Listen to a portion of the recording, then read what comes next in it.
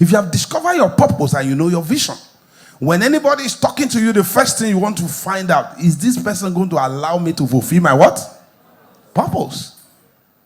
When I entered ministry some few years ago, I was first in a relationship with a girl, and she came to me and said, we can't go together because I don't want to marry a pastor.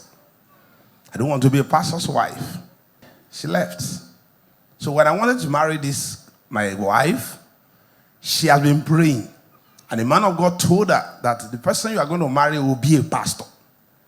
So when we met, I don't have to chase her because God has already done the work. Am I right?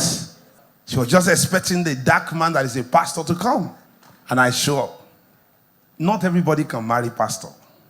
If you are a possessive woman, like the captain said, you can't marry a pastor. Because sometimes pastor hug lady in church. Oh, how are you, sister?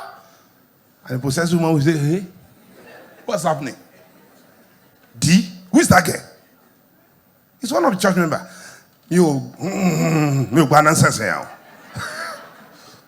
I've seen many pastors who had scattered the church because of what I'm sharing. Purpose. Come and say purpose. When you are talking about marriage, just think about your purpose first. What is my purpose? What am I sent to do? All those feeling of having sex is not the real thing. Do you know that sex has nothing to do with love? Come and say sex. Come and say love. A man can sleep with you without loving you. A man can just wake up like this and is feeling to have sex and just walk to somewhere, pick a lady, bring that lady to the house or to a hotel, sleep with her, and forget the name of the girl. True of us. That a man tell you that, oh, girl, if you don't marry, if I don't sleep with you, you don't love me. It's biology hormone that is speaking. It's not him, it's chemical. Because you see, sex work on chemicals. Now, if you pick a lady and you start talking to her, I like you, you're beautiful, I like your hairstyle. When you smile, that dimple make me faint. And before you know it, some chemical will be flowing in her. And you start hugging each other, chemical will flow. You now kiss, peck, some chemical will flow. You now kiss, and you take it a deeper kiss. Like that drama.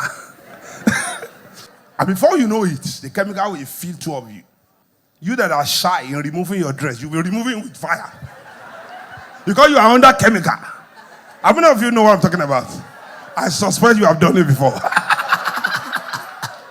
Because at that time, you are not the one working. Those chemicals will move from the part of your brain that give you right or wrong. It will cover it. That's how what happens exactly. You won't know what you are doing. And you remove the dress. You even help each other to remove the dress with fire, with time. You'll be doing it with force. By the time you finish doing it, and you climax, and you come down, oh God, what have I done? I'm just painting sex to you. That's why the Bible encourages us not to do it until we are married. Enjoying your marriage is key for a blissful home and marital success. In order to make this work, How to Enjoy Your Marriage and Not Endure It by Dr. Amos Fenwa is a book that opens you to possibilities of marital bliss. Find out how to understand your spouse, intimacy in marriage, expectations from your spouse, and lots more. This book will teach you how to love each other deeply because love covers a multitude of sin. To purchase a copy, visit www.amosfenwaministry.org or call the numbers on your screen. Because the moment you start doing it, oxytocin, dopamine, these are the name of those chemicals. You can Google it. They will connect two of you together and there will be an emotional bond. Are you with me? And if you do sex today, by a few days you want to do another one. Are you with me? A married man actually wants sex at least every 3 or 4 days. Because by the time you empty the tank will be full in 72 hours. And the tank will be looking for a way to release. It's a bondage.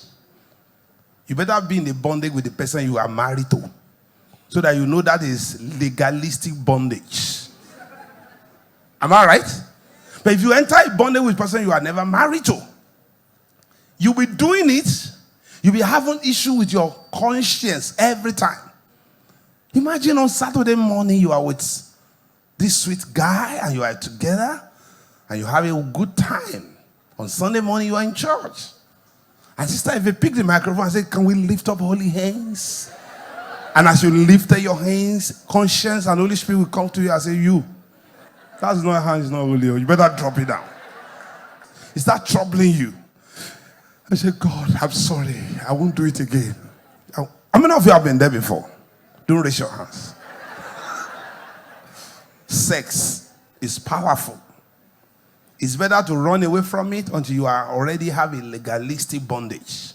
Because marriage is a bondage, but it's a legalistic one. You are legal. When you do it inside marriage, it's good. God designed sex for procreation, for enjoyment, but also to renew covenant with the person you are together.